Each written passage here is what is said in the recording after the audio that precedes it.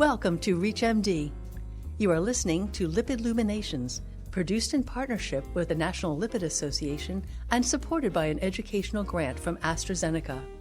Your host is Dr. Alan Brown, Director of the Division of Cardiology at Advocate Lutheran General Hospital and Director of Midwest Heart Disease Prevention Center at Midwest Heart Specialists at Advocate Healthcare. You're listening to ReachMD, and this is Lipid Lumination, sponsored by the National Lipid Association. I'm your host, Dr. Alan Brown, and with me today is my good friend, Dr. Harold Bays, President of the Southeast Lipid Association and President of the Louisville Metabolic and Atherosclerotic Research Center in Louisville, Kentucky. Today our discussion is going to focus on an idea that Harold had several years ago and he finally brought to fruition, which I think is fantastic, which is an annual summary of clinical lipidology that is being published in the Journal of Clinical Lipidology. So, Harold, thanks for being here, first of all. And second of all, thank you for this amazing endeavor. Well, thank you, Alan. I think for our listeners, some of which who are not lipidologists, they might really find this very valuable to have one place to look at what's the critical information that we need to know this year.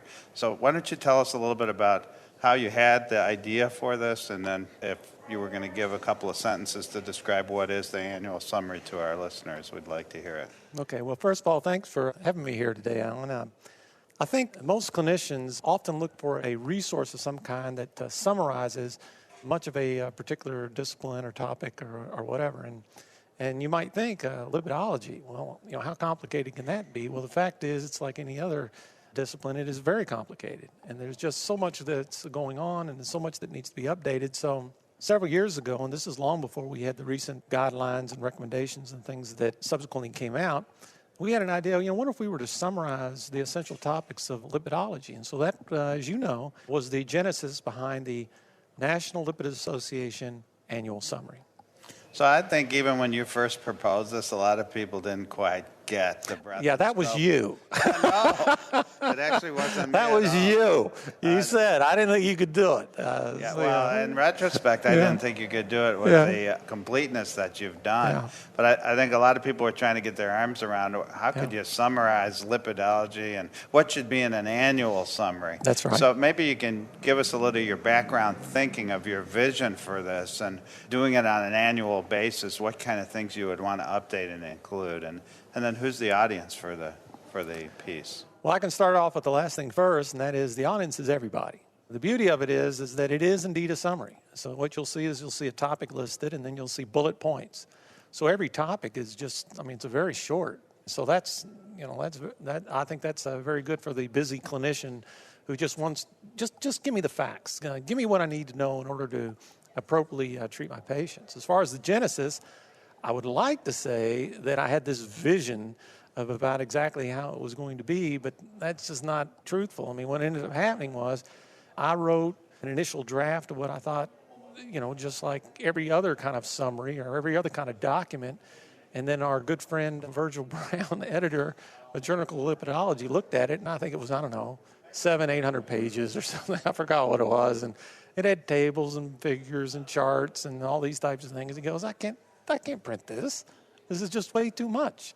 And so what we said is, okay, fine. Instead of putting tables and charts and figures and images and those types of things, we're going to revolutionize the way that we provide information to clinicians, and we're going to make the liberal use of hyperlinks. And instead of putting it actually in the document, we're just going to put a link to it. And so essentially that's what ended up happening. So I think that's something I want to delve into a little more because our listeners probably are thinking the annual summary of lipidology, that would take 800 pages, even if we're only updating what's new in the last year. And what you've done with the very quick and dirty summary is give people a teaser, give them the basic information they need to know. And then you've used this sort of new technique of being able to click on a link that's in the document that takes you to further information. And something that a lot of organizations have dreamt about but never really accomplished. And frankly, I think nobody has done it as well as you've done it. So maybe explain to our listeners a little bit more about how that exactly works and what you mean by being able to click on a hyperlink.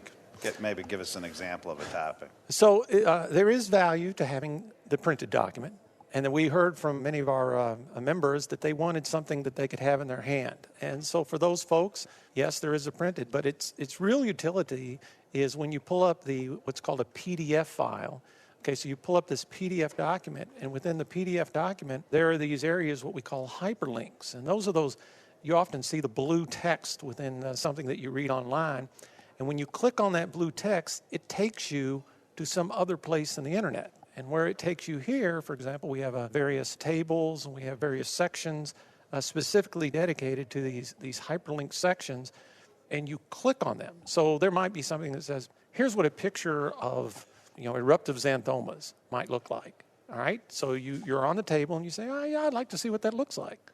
So rather than having a figure within the document, you just click on it, and it takes you preferably to a free online access to an article where it takes you directly to where that figure is, and then you could pull up the actual picture of the eruptive xanthomas. And we do that for referencing guidelines. We do that for referencing tables and charts and all of those things. But it's mainly within the context of hyperlinks to information that you can find elsewhere. The document itself is indeed a summary with essential bullet points. Yeah, I think that's so important. When we get guideline documents that are 300 pages long, we all know that only the people who write them actually read the whole document, unfortunately. Maybe the people who wrote them write them, yes. That's correct. And in fact, if you're trying to get specific detailed information on one topic in the guideline, that requires a lot of searching. So what you've done is fantastic in that if you have a particular area of interest, you can see the statement regarding it and then click to more in-depth information, and basically you've already done the work for the reader by tagging that piece of information to the most appropriate reference material, correct? And look, I want to make sure people understand, we're not devaluing content, because originally when we first did this in 2015, we had a number of people that were served as reviewers, and we have a core group of authors, and that's true, but we also had a group of reviewers, and they went through it, and we had them assigned to different sections and whatever. But then when it came to 2016 and people got to see what this was really about, many people, participated as a reviewer. You helped help with the review of, I think it was the genetics section. Right. And so now we have this last version, close to 40 reviewers, core authors, 40 reviewers. So what we're trying to do is to have the latest and greatest, and the best charts and the best figures and the best tables that are available. And I don't have to ask permissions for reprinting them because I'm not reprinting them. Instead, I'm just hyperlinked to where you can find these things, and that gets updated every year so we can stay current. Well, I want to ask you a little bit about the authors and how this came about. It seems like an amazing endeavor. And then I want to talk to you a little bit about what topics are actually covered in this document, so if our listeners are interested in looking at it. And then the last thing that I want to cover with you is, since we all would like evergreen documents in terms of giving us up-to-date information, does the fact that you're linking through hyperlinks to other materials give you a better opportunity to keep up to date, because you don't have to rewrite the whole document every time you want to add some new information? So maybe you could talk to us first about who the authors are and how you made those decisions in order to put a summary article together. I'd like you to give us a few statements on the topics covered, and then we'll address how it's an evergreen document. Okay, well, the core authors were, I think for the first efforts and such, it would be who you might expect. Terry Jacobson, who at the time was president of the National Lipid Association, Dr. Carl Oringer, who is current president of the National Lipid Association, as we're speaking here today.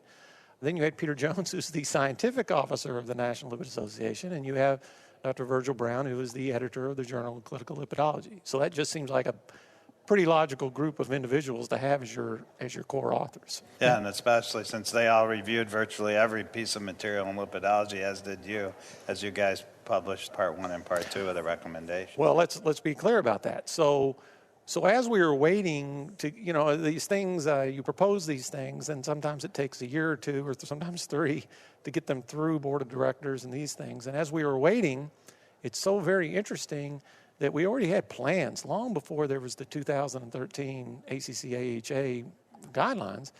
We had this in the works. But once that came out, and once there was a priority of coming out with the National Lipid Association, 2014, 2015, Part 1 recommendations, Part 2 recommendations, we were then just right in the midst of putting this thing together. So the 2015 annual summary had Part 1, and then 2016 had incorporation of the Part 2. So you're exactly right on that. If you're just tuning in, you're listening to ReachMD. I'm Dr. Alan Brown, and I'm here with Dr. Harold Bays. Dr. Harold Bays is president of the Louisville Metabolic and Atherosclerotic Research Center in Louisville, Kentucky. So let's talk a little bit then about, since you alluded to Part 1 was sort of being completed and Part 2 was in the midst at the time that the annual summary was being developed. Maybe you can tell us a little bit about some of the topics that are covered in the annual summary, and why should somebody go look at this document? Again, I think the main reason a person would want to look at this document is if you want to go to a one-stop shopping and find a reasonably brief summary of all things lipidology, I think it's a good place to start. Right now, it isn't going to, as you correctly stated, you can't get everything out of a short summary. You just can't, okay? But I think there's a real need amongst the clinicians to say, well, give me a starting point. Give me some place I can go to. But if you want to get into it further, there are hyperlinks that can take you to multiple different directions where you can get that additional information. As far as content, in Part 1 was just, I think I would characterize that as a general overview of some of the basic principles of lipidology. You would agree with that, right, with Yes, Part 1? Absolutely. Yeah. Then Part 2 mainly dealt with special patient populations. That's the way I would characterize it. And also things like, nutrition, physical activity, but also, as I mentioned, things like racial aspects of dyslipidemia or gender aspects of dyslipidemia or older folks versus younger folks, all of these things. So there were a number of things that were addressed in Part 2 that went above and beyond just the general aspects of dyslipidemia. And we were able to summarize Part 1 and summarize Part 2 with links to all of those things that were in Part 1 and Part 2, including the charts and the tables and the text and all of those things. Yeah, so I was struck when I looked at the final publication, the supplement of the annual summary. It's only about 37 pages. Yes. It's not 800 pages. And yet Part 1 and Part 2 were massive huge documents. Massive documents. So huge that I think some people would pick them up and say, this is too heavy for me to go through. A little daunting, yeah. So I was really thrilled as I looked through some of the subtopics, because one of the things that was so great about Part 2 was the different racial and ethnic groups, issues with pregnancy, things that are often what would get called a consultant that are not in the typical general information about lipidology, but yet you've summarized them in the supplement, and you can get into the data from Part 2, which was one of the major contributions of Part 2, through the hyperlinks. Yeah, and I want to add something to what you said earlier. You said, well, okay, so what's the advantage of having it on a yearly basis? Well, if you look at the 2016 NLA annual summary, you will find throughout the document extensive discussion of not just PCSK9, but PCSK9 inhibitors. Well, I mean, those just got approved just several months ago. I mean, people already think that they're mainstream lipidology, but they're not. They just got approved, just several months ago. And the fact that all of that now is incorporated within this document, I think just shows you the potential that you have when you're having an annually updated project like this. And I might add, there is only one table. Now, there are all sorts of appendices and such that are in there. Maybe we can talk about that. But the main thing is there's one table, and the only table in there that's novel is lipid-altering drugs in development. So if a person wants to give a talk on lipid-altering drugs that are in development, it very briefly describes each one, but also has hyperlinks to either clinicaltrials.gov or an abstract or an actual publication for each of those lipid-altering drugs in development. Yeah, I think it's terrific. And I remember many years ago, maybe 9 years ago, discussing this kind of thing at the ACC about the time from when new information arrives and a new set of guidelines is actually published and incorporates that. And by the time, that process could be 5 years at or best. More. Yes. And by the time that document is out, it's already obsolete. So I want to spend the last few minutes asking you what about, and we dreamt at the time of an electronic format where we could update the document without having to rewrite it. So when new material came out, you could sort of have the document current almost immediately. I just want to get your thoughts about this because I think you've done it better than anybody else in terms of the hyperlinks. How are you going to deal with updates without rewriting the whole document? And does the hyperlink option give you a chance to do updates mid-year, for example? Well, not necessarily mid-year, but here's what I would say. So there's two aspects of that. One, people think updates mainly have to do with brand new science that's introduced. I will tell you what we've already found is that many times some of the biggest updates are just different nuanced ways of saying the same thing. So I think now if you were to look at the part one and you were to look at the annual summary, people that probably wrote part one would look at the summary and go, wait a minute, this part one you've given me, there must have been some typos. And it's just it's an intrinsic evolution of the way that you describe things. You've been influenced by new science, new ways of thinking or whatever. And even though it's reflective of part one and part two, whenever you look at a document repeatedly and over a passage of time, you're going to word it in a different way. So even though it may not seem like it's a breakthrough clinical trial, the update in thinking is reflected in the nuance and the way that the text is constructed. Okay, but you're also right that new data comes out and new concepts comes out, and the really big things also are able to easily be incorporated within an update of the annual summary. And finally, I would add that when you look at the appendices, in addition to just data, it also has hyperlinks to things like podcasts, like this. Okay, there's hyperlinks like to ReachMD. ReachMD. Of course. So you'll be able to critical. see, and you click on it, and you're going to see a listing of ReachMD programs. It's got a link to CME programs. It's got a link to applications. It's got a link to all sorts of tear sheets, practical patient information. All these kind of practical things that lipidologists can use in their clinical practice. It's one link away, and it's organized, and it's even got things like if you want to click on a specific risk calculator, the ACC calculator, the Reynolds risk score, whatever, you just click on it, it takes you to the website. Or you want to know not just what the ACC guidelines are, or the National Lipid Association recommendations are. What if you don't know what the Japanese think about it, or the Europeans think about it? It's there in the summary. You just click on it, and it takes you there. So that it's a worldwide document. It's a summary document. It's one-stop shopping for all things lipidology. Yeah, well, I think our audience will note your enthusiasm, and I think every one of us who's looked at the final product shares that tremendous enthusiasm. So in the last few seconds that we have, I guess the obvious question that'll be in our listeners' mind is, how do I get to this document? Yeah. So how would they find it if they went online? Because obviously the most robust version would be the online version rather than the printed version. Right, and so to get either one, to get to the printed version or to get to the online version, you can go to the National Lipid Association website, or you can just punch in my last name and put FNLA annual summary, and you pull it up, and it's free online, and you just pull it up, and it'll have all the operational hyperlinks, and you're ready to go.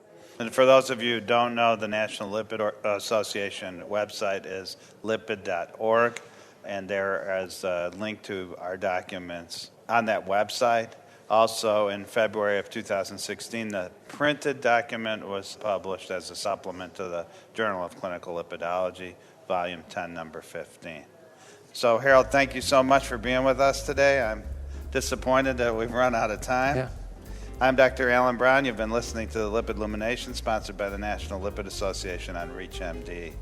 Visit reachmd.com/lipids, where you can listen to this podcast as well as others in this series. And please make sure to leave comments and share.